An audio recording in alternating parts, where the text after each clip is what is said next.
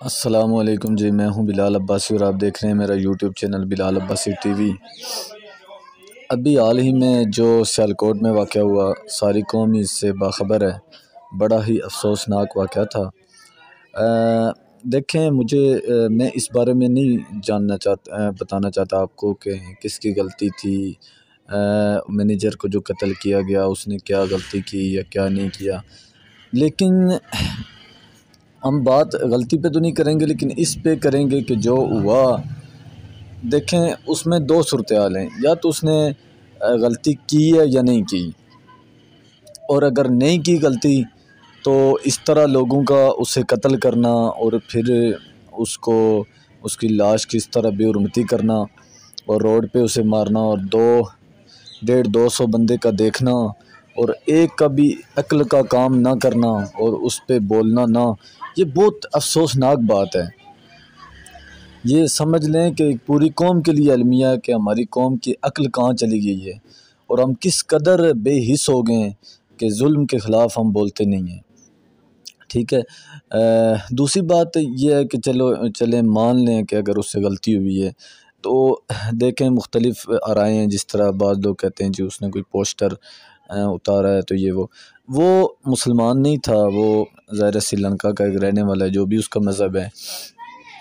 तो आम बंदों को ये इख्तियार तो नहीं है कि वो ख़ुद डिसीजन ले लें कि कोई अगर किसी ने पोस्टर उतारा है तो वो किस ज़ुमरे में आता है, अगर वो गुस्ताखी है भी या नहीं है, और है तो वो किस दर्जे की गुस्ताखी है।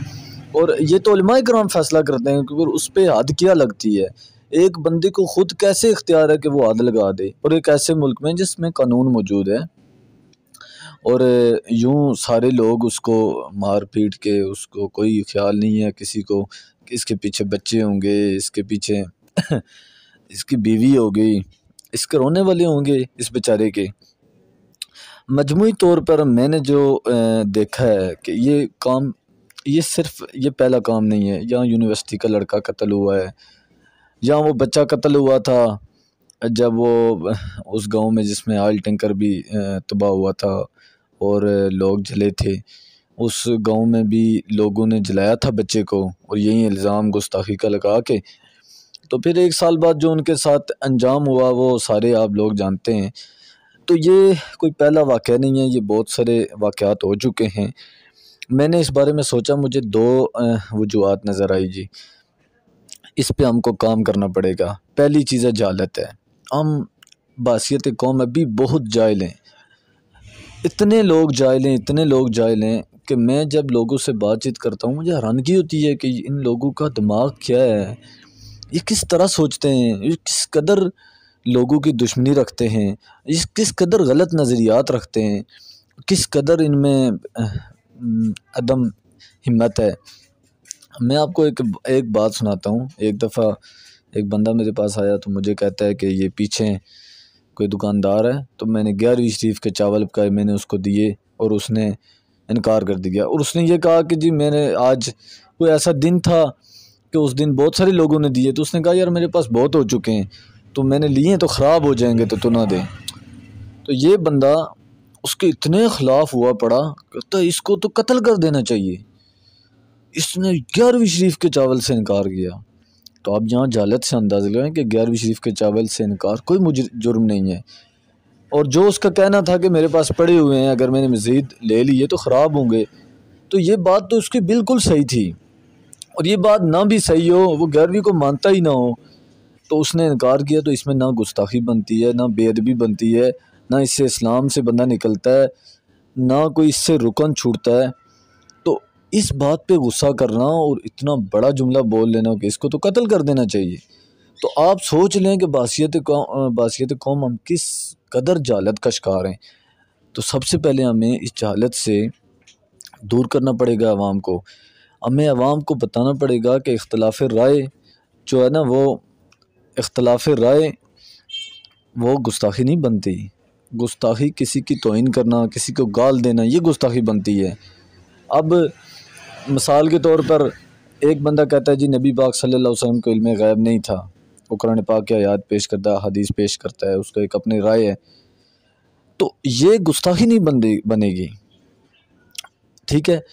क्योंकि ये इल्मी इख्तलाफ है।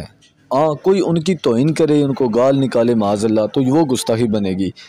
तो पहली चीज़ हमें कौम को समझाना पड़ेगा कि गुस्ताखी बनती क्या है, और फिर ये समझाना पड़ेगा कि बिलफर्ज कोई गुस्ताखी कर दे तो हमने उसके साथ मामला क्या करना है।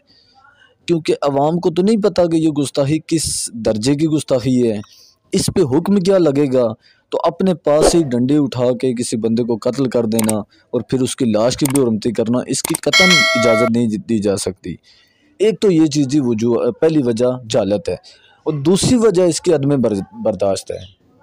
आप यकीन माने, मैं देखता हूँ आप किसी से थोड़ी सी बात करें वो एकदम वो गर्म मिजाज हो जाता है, वो लड़ने के लिए तैयार हो जाता है, गालम गलोच है, बिल्कुल बर्दाश्त नहीं है।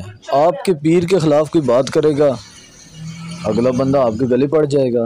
हालांकि इस्लाम में है कि अंबिया के बाद कोई मासूम नहीं है, सहाबा कराम भी मासूम नहीं है, उनसे भी गलतियाँ हुई हैं, हो सकती हैं।